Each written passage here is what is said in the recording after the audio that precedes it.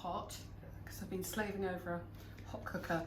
So there's 2 recipes for the Frito pie, but the assembly will be the same. The first recipe is an inexpensive version where you can use jars and cans.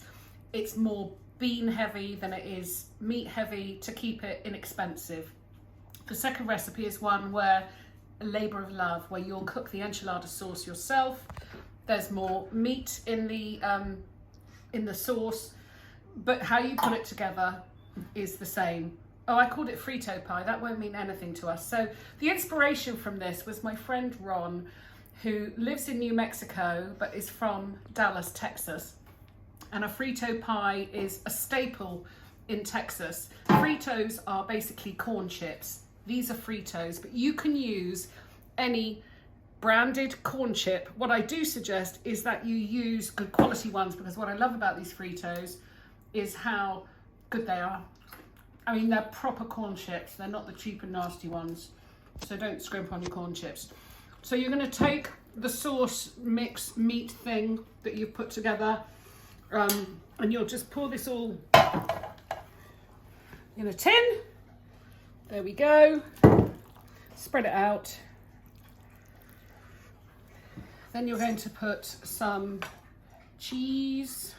So I've got a mixture here of cheeses. There's cheddar, obviously, because we're British and not everything American is good, and our cheddar is great. But I've also got some other bits and pieces of cheese that I had in the fridge that I've grated into it as well.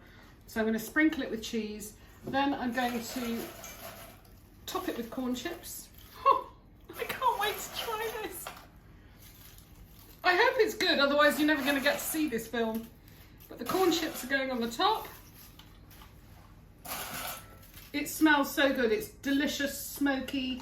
There's sweetness in there. There's a bit of sourness because I put vinegar in my enchilada sauce. I actually used sherry vinegar, which I think was inspired. And then you're going to top with a little bit more cheese. This will then go in the oven for 20 minutes, which will mean that the cheese will melt. When it comes out, I'm going to dress it with the green parts of spring onions and some tomato.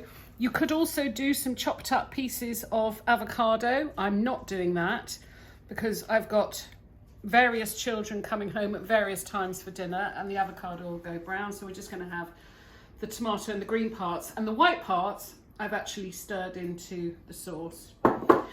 So I'm going to get up now and put it in the oven. I'm so excited. That's it, 20 minutes. Corn chip pie.